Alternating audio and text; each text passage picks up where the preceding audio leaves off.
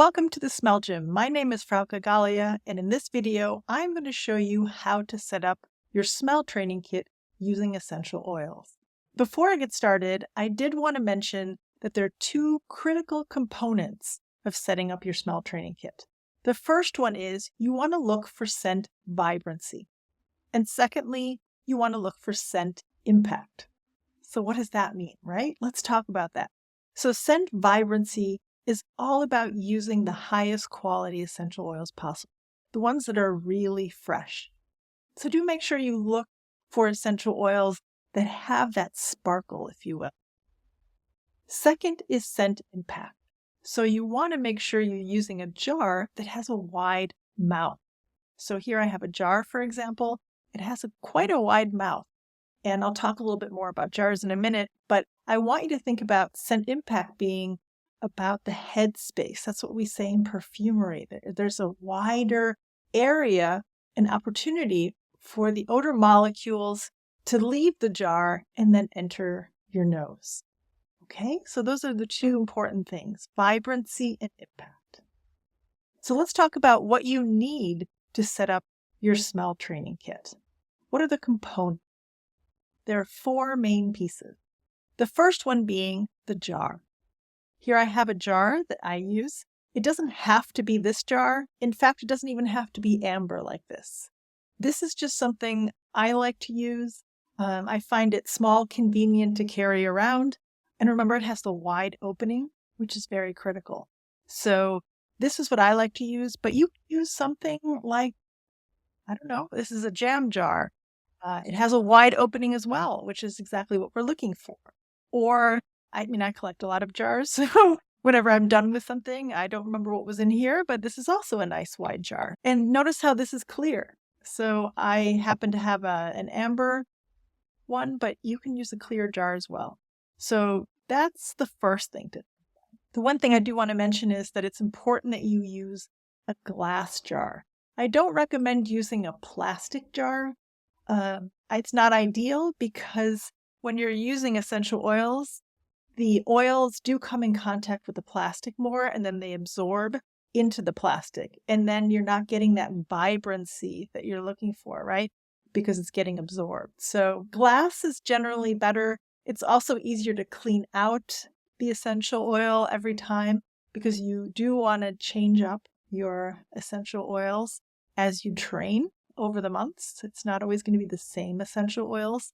So glass is definitely preferred. All right. Secondly, you want to use 4 different scents, which means you're going to choose 4 different essential oils. Now, the classic essential oils are lemon, rose, eucalyptus, and clove. And they're classic simply because that's what's been used in the scientific studies to prove that smell training can be beneficial for many people who've lost their sense of smell. So those are the classic ones. You do not have to choose those 4, but it is important that you choose 4 essential oils that are different enough from each other. So if you like lemon, lime, grapefruit, and orange, those are all in the citrus family, and those are a little bit too close for the training when you're just starting out and you're trying to get your sense of smell.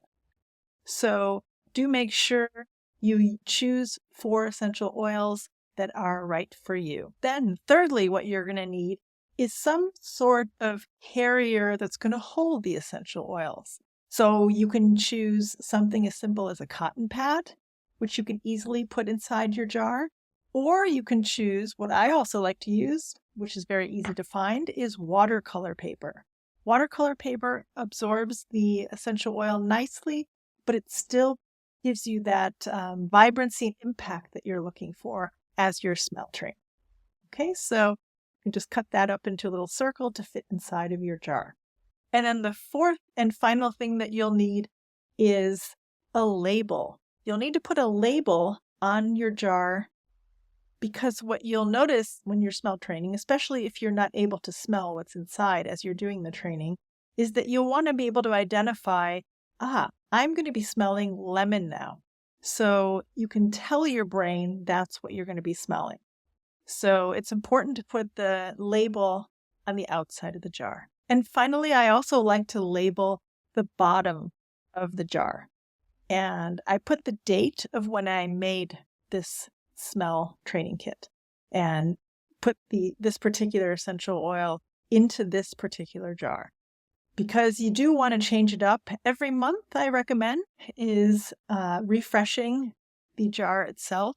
And then you'll know when the month is up.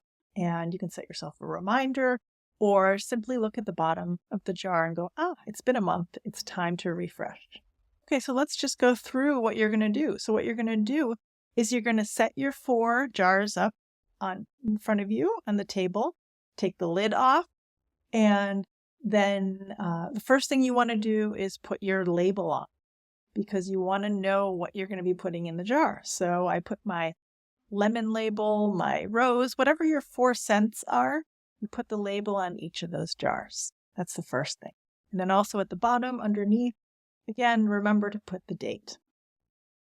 And secondly, you're going to want to take your cotton pad or your watercolor paper that you put into a little circle, and you're going to place that inside of your jar because it's a nice place for the essential oils to be held. And thirdly, after that, after you've done that for each of your 4 jars, then the third step is to take the essential oil, look at the label of the jar in front of you, the lemon, let's say, and you're going to take the lemon essential oil and you're going to gently place 5 drops of essential oil on that cotton pad or watercolor circle, whichever one you're using. Just 5 drops. That's all you're going to need. And then you go to your second jar and whatever scent you've labeled there, you're going to take that essential oil and again place 5 drops on that cotton pad or watercolor paper. And then you do that for the other 3rd and the 4th jar as well. So once you've done that and you place those 5 drops in, the last step is just to close the jar and then you're done. That's as simple as that.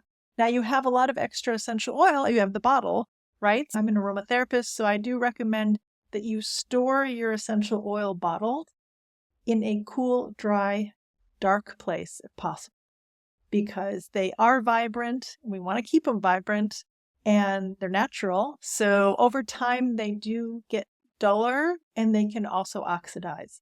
And that's not going to be good for your nose if you're inhaling something that's oxidized. It can be very irritating for the nose. So you want to make sure you just take good care of your essential oils. And that's how you create your smell training.